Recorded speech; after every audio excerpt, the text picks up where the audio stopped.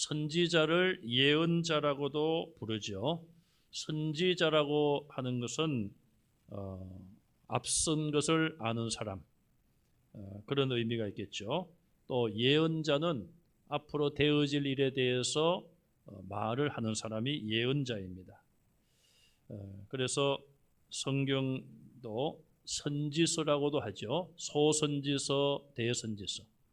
대선지서는 이사야, 예레미야, 에스겔, 다니엘 네 권을 말하는데, 소선지서, 다른 말로 소예언서, 그렇게도 말할 수 있고요. 또 대선지서, 소선지서, 소예언서, 호세아부터 말라기까지 12권의 성경을 소선지서, 소예언서로 말할 수 있습니다. 앞에 앞선 것을 아는 사람, 또 되어질 일을 미리 말하는 사람. 자, 그런데 우리나라도 보면은 한국 교계에 별로 좋지 않은 영향을 끼친 소위 자칭 선지자라고 하는 사람들이 있었죠. 1994년입니까? 다미선교회에서 몇 월 며칠 날 예수님이 재림하신다. 그래서 그때 난리법석을 했죠. 학생들은 학교를 가지 않고 자퇴같이 되겠죠. 그러면은 또 직장인들도 직장을 그만두고 사임을 하고 모여서 예수님이 오실 텐데 공부해서 뭐 하냐, 일원해서 뭐 하냐, 그렇게 난리를 했어요. 어떤 학생 하나가, 고등학생으로 제가 기억하는데, 계시를 받았다. 그래서 글을 막 쓰는데, 근데 제가 보니까 낙서 같은데 그게 또 영서래요, 영서. 네. 영서, 글쎄요. 해석이 가능한지 몰라도, 어쨌든 그런 사람들이 모여서 예수님은 언제 재림하신다, 그런 헛된 이야기를 했어요. 또 몇 년 전에 미국의 어떤 여자 전도사님이라고 하고 또 자칭 선지자라고 하는 사람이 한국에 전쟁이 일어난다, 그래서 또 굉장히 그런 말들이 돌았습니다. 자, 그런 앞날에 대하여 자기가 무슨 계시를 받았다, 그렇게 말하는 것은 100% 거짓말로 생각하시면 됩니다. 특히 예수님의 재림과 연관해서는 예수님조차도 나도 잘 모른다, 이 땅에서 말씀하셨어요. 아버지께 오직 속해 있다, 그렇게만 말씀을 하셨죠. 제자들이 물을 때에 오직 하나님 아버지만 아시는 일이다, 그렇게 말씀을 하셨기 때문에 세상 없는 사람이 계시를 받았다 그렇게 말하고 언제 예수님 오신다 그렇게 말하면은 안 믿으시면 되는 거예요. 혹시 제가 그런 얘기를 하면은 제가 정신이 돌은 사람이 되고 제 말을 믿을 필요가 전혀 없습니다. 제가 잘못된 거예요. 자, 이렇게 예언이라고 하는 것은 장래에 분명히 될 일에 대하여 하나님께서 예언자, 선지자를 통하여 주시는 말씀이 예언입니다. 그래서 미래에 있을 사건을 주로 말하는 것이죠. 우리가 지금 계속 보고 있는 에스겔서 내용도 하나님께서 바벨론의 포로로 잡혀가 있던 많은 유대인들, 그들에게 에스겔 선지자를 통하여서 미래에 되어질 일에 대하여 예언을 하는 거예요. 그런데 참 선지자, 참 예언자는 누구인가? 하나님이 주신 말씀을 그대로 가감없이 전하는 사람이 참 선지자예요. 요한계시록 마지막에도 보면은 예수님께서 모든 계시를 사도 요한에게 말씀하시고 이 예언의 말씀에 더하지도 말고 빼지도 말라. 더하는 사람은 성경의 모든 재앙을 그에게 더해 주리라. 여러분, 성경에 얼마나 많은 재앙이 나옵니까? 아주 비참하고 무서운 재앙들이 많이 나오는데 그것을 성경의 내용에 덧붙이는 자에게 그에게 더해 주시겠다. 얼마나 큰 저주인지 몰라요.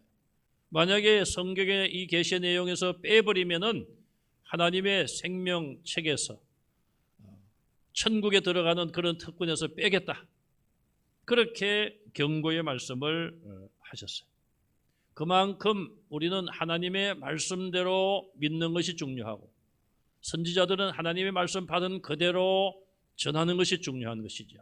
그래서 우리는 더도 말고 덜도 말고 성경 말씀대로만 우리가 믿고 성경 말씀을 기준으로 삶의 기준을 정하면 되는 것입니다.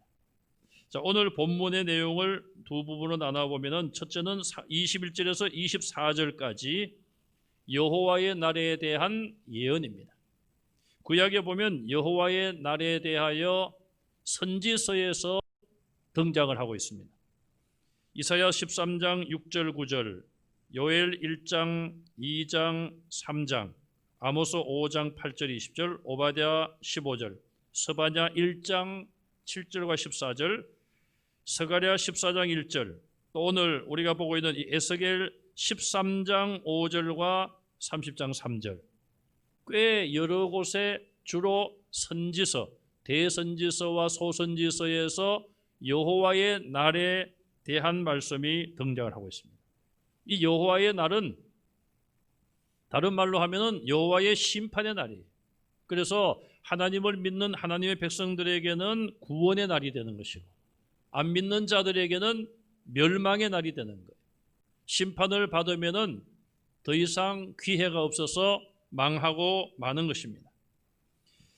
오늘 본문에 나타난 여호와의 날에 대한 설명을 보면은 첫째로 하나님께서 영광을 나타내시는 날이라 그렇게 말씀하고 있어요. 여호와의 날은 하나님의 영광이 나타나는 날입니다.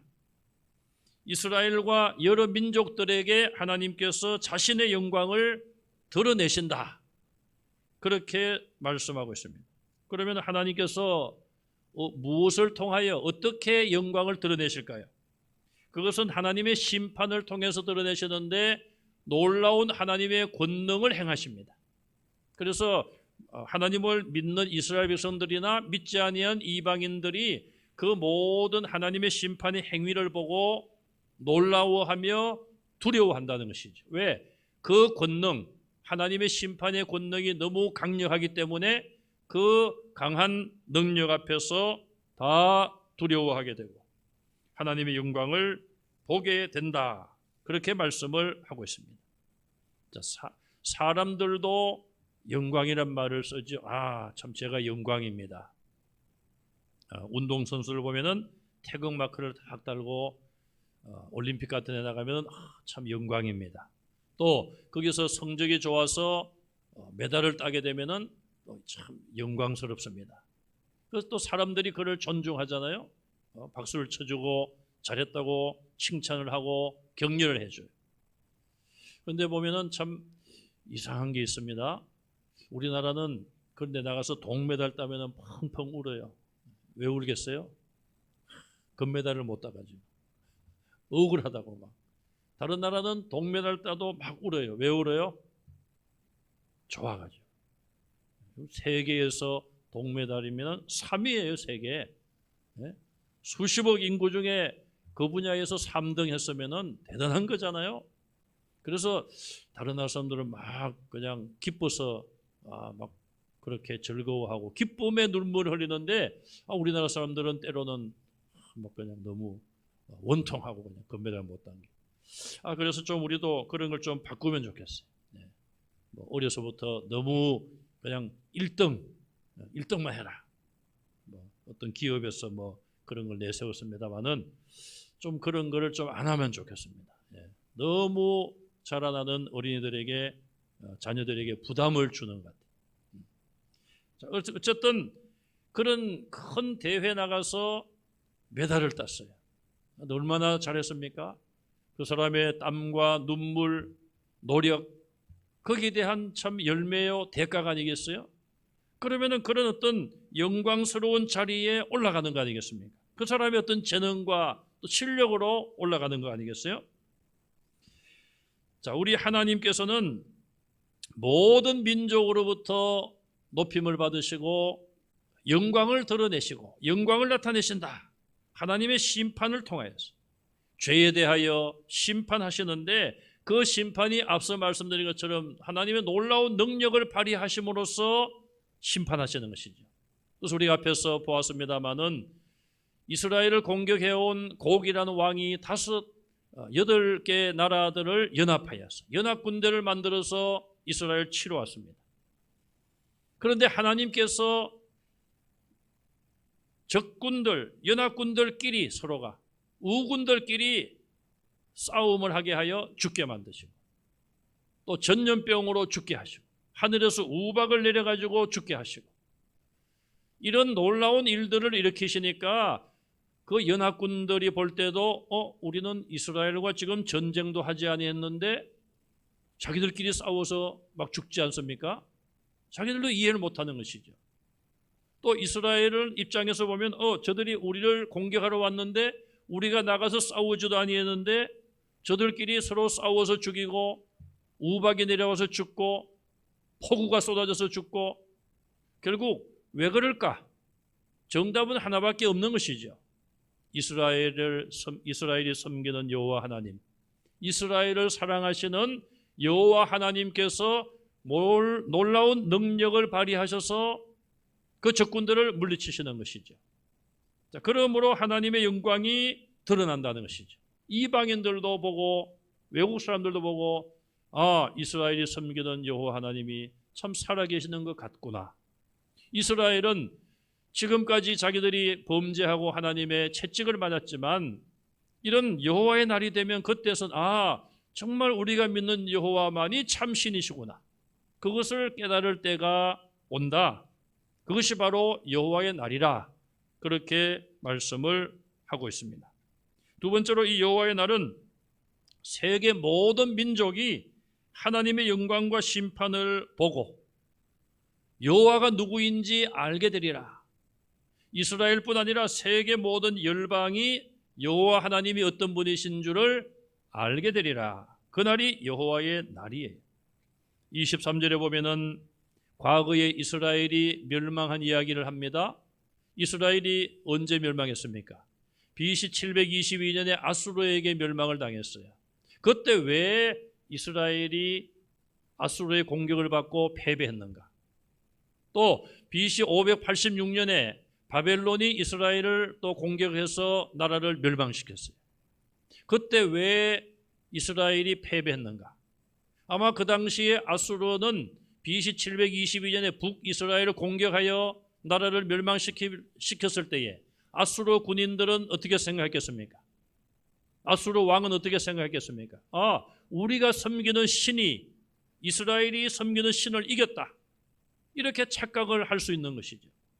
또 그 주변에 있는 사람들도 저 이스라엘 사람들 여호와 하나님을 믿는다고 오래전부터 그렇게 떠들고 하더니만 별거 아니네. 아수르에게 멸망당하는 거 보니 아수르가 섬기는 신이 승리했네. 그런 오해를 가지고 있을 수 있는 것이죠. 바벨론도 마찬가지입니다. 바벨론이 남유다를 이겼습니다. 바벨론이 섬기는 신이 이스라엘 남유다가 섬기는 여호와 하나님보다 더 세구나? 그러니 여호와 하나님을 제사하는 예루살렘이 있는 저 예루살렘이 다 무너졌구나. 이런 잘못된 생각을 가질 수 있는 것인데 여호와의 날이 되면 그런 모든 잘못된 생각들이 바로 잡혀진다는 거예요. 그때 이스라엘이 그렇게 망한 것은 하나님이 다른 신들과 싸우면서 진 것이 아니라 하나님이 자기가 택한 이스라엘 백성들이 범죄했기 때문에 그 범죄에 대한 대가로 형벌을 내리신 것이다. 그것을 알게 되는 날이 바로 여호와의 날입니다. 세 번째로 여호와를 배반하면 여호와께서 얼굴을 가리시는 날이다. 그렇게 설명하고 있습니다. 23절과 24절에 보시면 내 얼굴을 그들에게서 가린다. 그렇게 말씀하고 있어요. 요즘 참 제가 어려움이 하나 있습니다. 어려움이. 교회에서도 그렇고 어디 밖에 나가서도 이렇게 지나치면 성도들과 지나칠 때에 얼굴을 몰라봐요. 잘 얼굴을. 그도 그럴 것이 마스크만 써도 잘 모르겠는데 어떤 분들은 추우니까 모자도 쓰고 그래 도무지 모르겠어요. 무슨 기계를 하나 만들어 가지고 딱 대면은 이름이 나오는 게 있으면 좋을 텐데. 그러니 또 저는 또 알아보시는데 그래서 제가 그냥 무조건 그냥 저도 인사를 하고 봅니다. 알든지 모르든지. 그리고 나서 제가 모르면은 전도사님한테 물어보기도 하고. 예. 자, 얼굴을 지금 가리니까 안 보이잖아요. 잘 누군지도 잘 모르겠고. 하나님이 얼굴을 가리신다? 하나님은 얼굴이 없는 분이에요. 영이신 분이에요. 그런데 성경에 보면은 하나님이 얼굴에 대해서 말씀을 많이 하고 있어요. 또 하나님은 눈도 없으신데 눈을 가지심, 감찰하신다.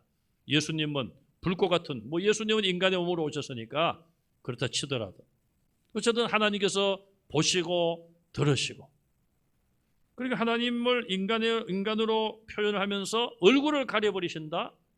여러분, 얼굴을 언제 가립니까? 왜 가립니까, 얼굴을?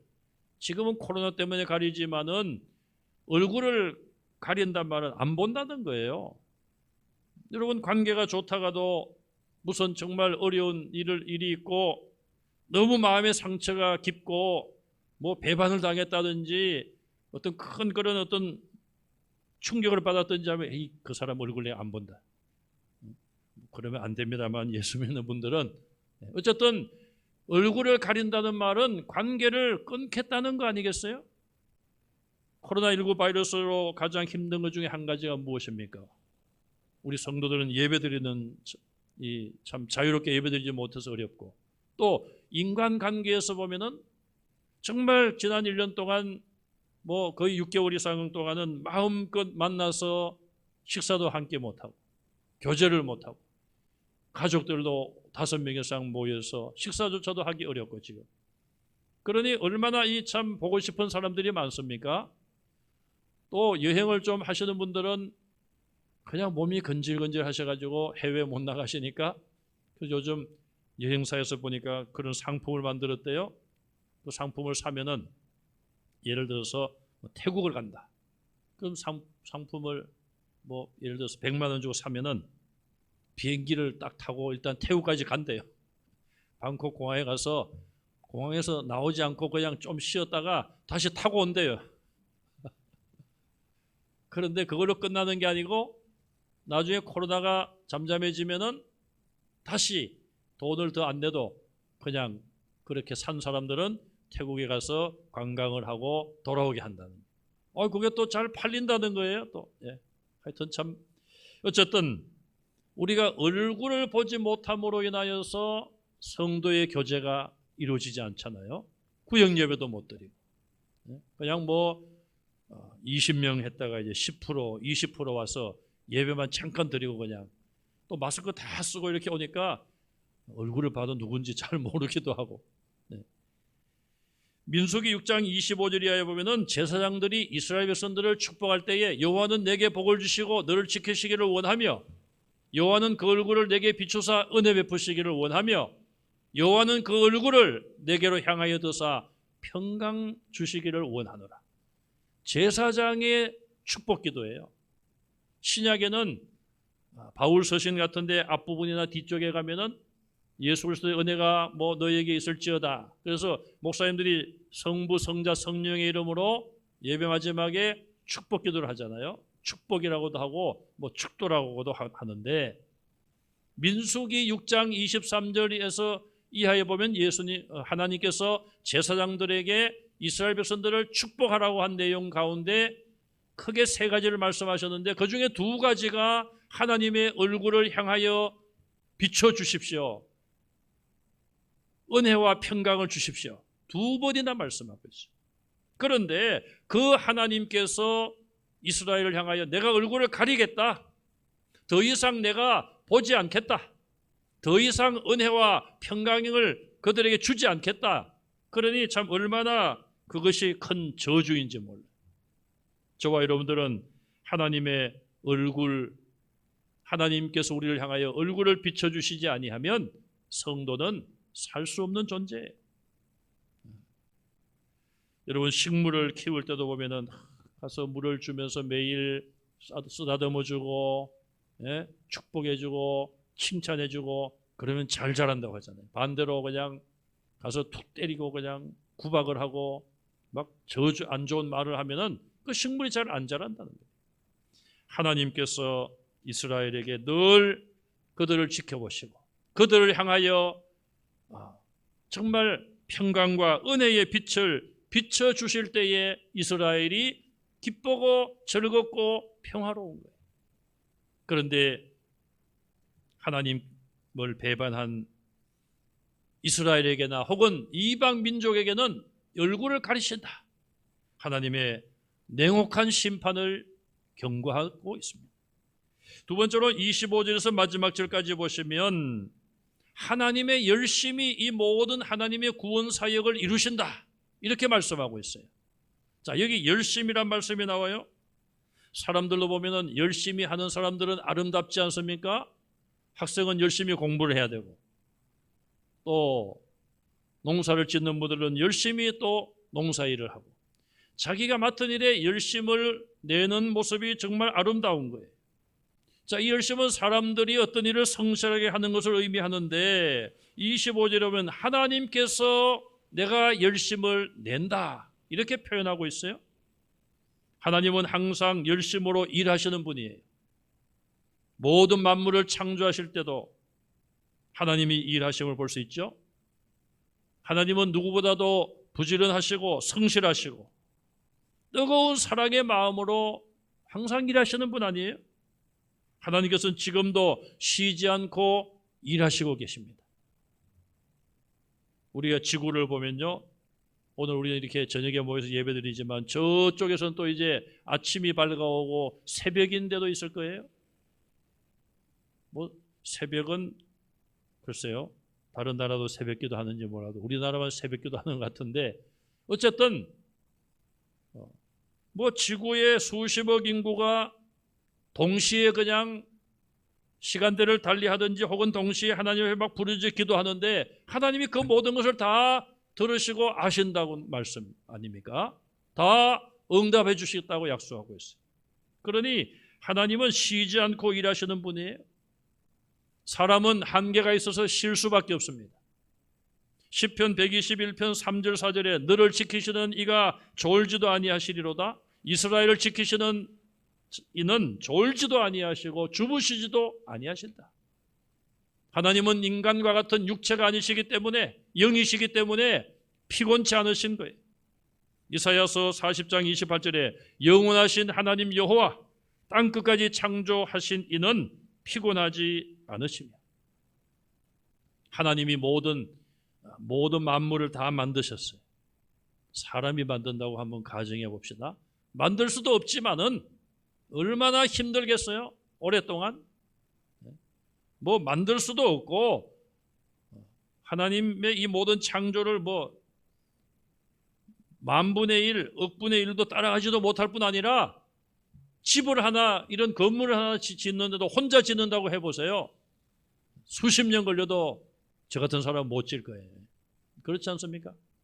그런데 우리 하나님은 창조하신 하나님은 피곤치 아니하시며 곤비하지 않으시고 명철이 한이 없으시고 피곤한 자에게 능력을 주시고 무능한 자에게 힘을 더하신다. 그러므로 여호와를 앙망하는 자는 독수리가 날개치며 올라감과 같이 새 힘을 얻으리라고 말씀했어요. 피곤하고 지치고 힘들 때에 늘 일하시는 하나님, 졸지도 않고 주무시지도 아니하시고 명철이 한이 없으시고 피곤치 않고 곤비치 않는 하나님을 앙망하심으로 그 하나님이 주시는 새 힘을 얻는 여러분들이 되시기를 간절히 바랍니다. 하나님이 처럼 열심을 가지고 하나님의 계획을 이루신다고 약속하고 있어요. 그러면 하나님께서 어떤 열심으로 어떤 일을 하실까요? 본문에 보시면 첫째로 포로된 자를 또 흩어진 자들을 모아서 이스라엘로 돌아오게 한다 그랬어요. 바벨론에 포로 간 자들을 하나님께서 바벨론 왕의 마음을 움직여서 어느 날 갑자기 이 왕이 이스라엘 사람들아 너희의 고향으로 돌아가라. 아마 다른 그 신하들은 아니 우리 왕이 왜 저러지? 제정신인가? 우리가 이스라엘 사람들을 지금 노예로 부리고 얼마나 편하게 사는데 저들을 다 고국으로 돌려보내네. 우리 왕이 좀 잘못된 것 아닌가? 그렇게 생각할지 모르지요. 그러나 그것 역시 하나님이 하시는 일이에요. 하나님이 그 왕의 마음을 움직여서 그들을 이스라엘로 다시 돌아오게 하십니다. 28절에 내가 그들을 모아 고국 땅에 돌아오게 하고, 바벨론뿐 아니라 다른 나라에도 흩어진 자들이 많이 있었습니다. 그 모든 나라에서 흩어진 자들을 하나님이 다 불러내어서 자기 고국 이스라엘로 돌아가게 한다는 거예요. 두 번째, 돌아온 그들에게는 하나님이 그냥 두시지 않고 평안을 주십니다. 26절에 전쟁을 막아주시고 그들이 평화를 누리게 하십니다. 하나님이 막아주시지 아니하면 이스라엘은 또 전쟁으로 고통을 겪을 수밖에 없지만 하나님께서 평화를 책임져 주신다고 그랬어요. 하나님의 열심히 그것을 이루신다고 그랬어요. 세 번째는 하나님의 영을 쏟아 부어 주심으로 그들에게 회개의 역사를 일으키십니다. 26절 하반절에 모인 자들은 부끄러움을 품고 내게 범한 죄를 뉘우치리니. 여러분, 회개라는 것이 쉬울 것 같습니까? 어려울 것 같습니까? 안 해봐서 모르시겠습니까? 회개는 제 경험으로는 어려워요. 자, 어떤 물건을, 건물을 부수는 것이 쉽습니까? 세우는 것이 쉽습니까? 부수는 게 쉽죠. 네. 부수는 게 쉬운 거예요. 새로 건물을 짓기는 어려운 거예요. 회개는 죄를 짓기는 쉽지만은 죄를 회개하기는 어려운 거예요. 그런데 어떻게 이스라엘이 회개가 가능할까요? 저 이스라엘 역사를 보면은 수많은 선지자가 회개하라, 여호와께 돌아오라 그랬지만은 불순종했잖아요. 그래서 BC 722년, BC 586년 차례대로 나라가 망했어요. 왜? 결국은 회개하지 않아서 망한 거예요. 그런 이스라엘, 고집 세고 회개도 하지 않은 이스라엘인데 오늘 말씀해 보니까 부끄러움을 품고 내게 범한 죄를 뉘우친다. 이 진정한 회개를 말씀하고 있어요. 29절에 여호와께서 여호와 하나님의 영을 이스라엘 족속에게 쏟으셨기 때문에 그런 거예요. 하나님의 영을, 성령을 쏟으시듯이 부어주셨기 때문에 회개가 가능한 거예요. 오순절날 120명 마가요한의 다락방에 모인 자들에게 한 사람 한 사람 위에 성령이 강하게 임재했습니다. 그러므로 인하여 그들이 다 능력을 받고 나가서 담대하게 두려워하지 않고 복음을 전하게 된 것이죠. 이스라엘이 회개하게 된 것은 성령의 충만함을 받고 하나님께서 성령을 부어주시니까 그들이 회개하지 않고는 견딜 수 없는 그런 상황이 된 것이죠. 그럼 우리가 이 말씀을 통해서 진정한 회개는 성령의 역사로 가능한 거예요. 성령의 충만한 역사가 있을 때에 진정한 회개가 나타날 수 있는 것입니다. 그러므로 우리는 여러 가지 고난을 당하고 환난을 당할 때 하나님께 기도할 뿐 아니라 우리 자신들을 돌아보고 하나님의 은혜에 대해서 감사할 뿐 아니라 우리 죄를 뉘우치고 회개할 수 있어요. 자, 이스라엘이 보세요. 과거에 그렇게 회개하라고 선지자를 통해서 말씀을 들어도 완악한 마음을 열지 못하고 회개하지 아니했어요. 나라가 망했어요.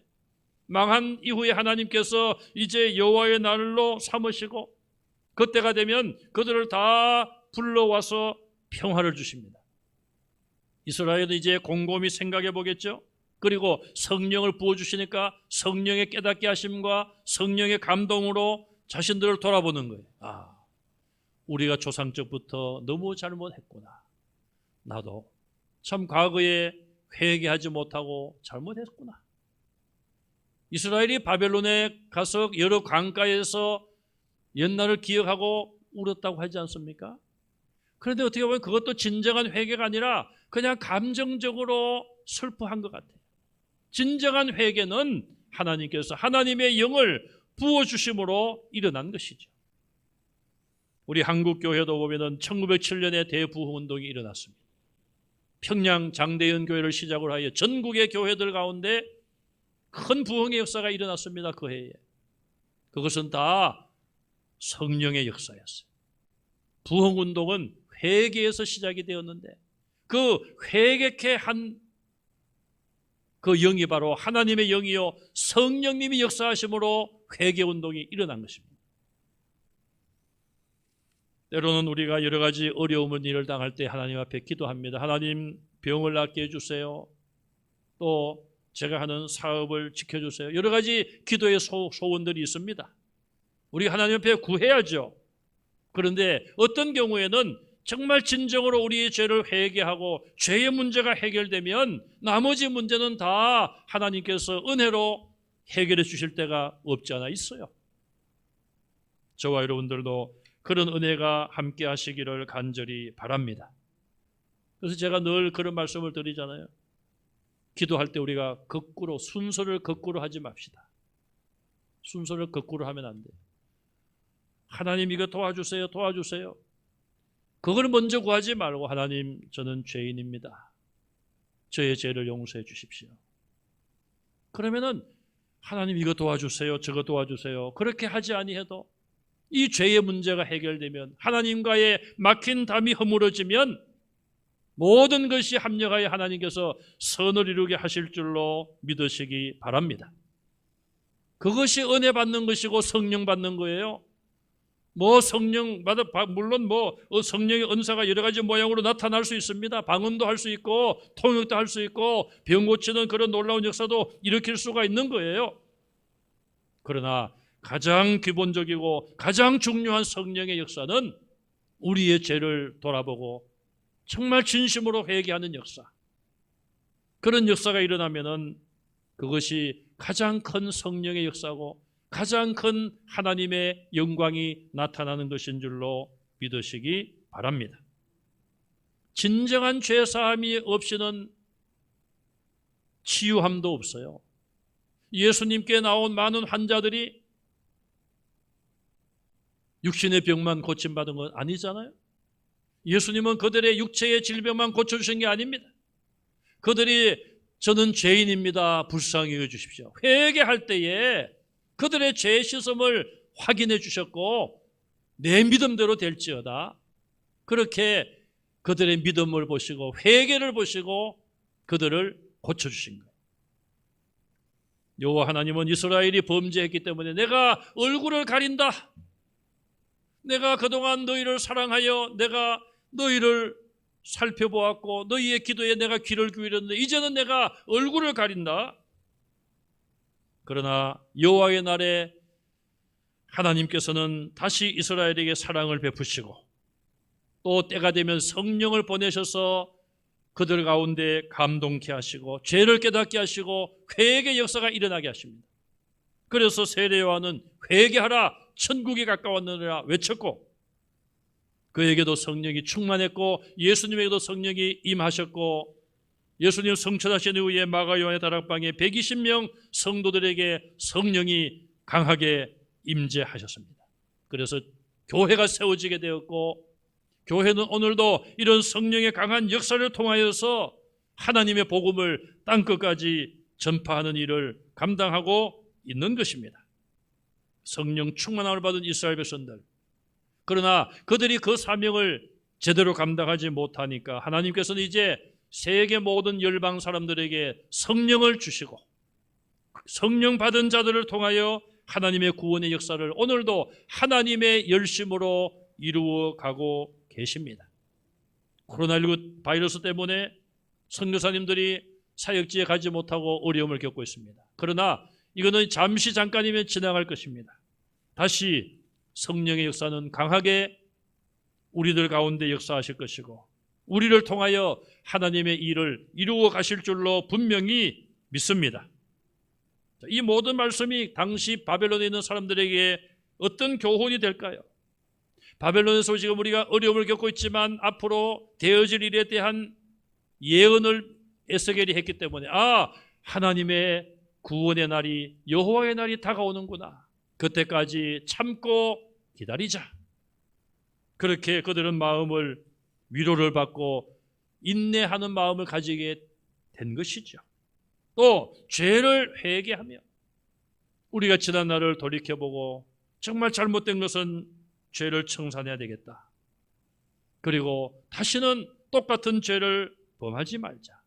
그런 각오와 다짐을 가질 수도 있는 것이죠. 그리고 성령님께서 내게 임하시고 나와 함께 하시도록 내가 죄를 멀리하고 거룩한 삶을 힘쓰자, 그런 결단을 가질 수가 있는 것이고, 하나님께 영광을 돌리기 위하여 내가 있는 곳에서 하나님을 예배하고 전도하고 선교하고 주의 일에 헌신하자. 그것이 그들이 가질 수 있는 교훈이요, 오늘 우리가 가져야 될 교훈입니다. 우리가 아무리 하나님의 일에 큰 일을 이루었다 할지라도 내가 한 것이 아니라 하나님이 하신 일이요, 성령님께서 내게 감동을 주시고 내게 능력 주셔서 그 일을 한 것이고 나는 하나의 도구에 불과한 것입니다. 우리는 성령께서 나를 도구로 계속 사용하시도록 우리를 정결케 하시고 늘 성령님과 동행하시고 사도 바울의 고백처럼 부활의 주님이 내 곁에 늘 항상 계심을 믿으시고 우리가 어떤 상황과 어떤 어려운 일을 만나도 담대하게 나아가시고 코로나19 바이러스가 주는 두려움과 억압조차도 성령의 강한 역사로 인하여 다 물리치시고 최후의 승리를 얻는 우리 모든 성도들이 되시기를 주님의 이름으로 축원합니다.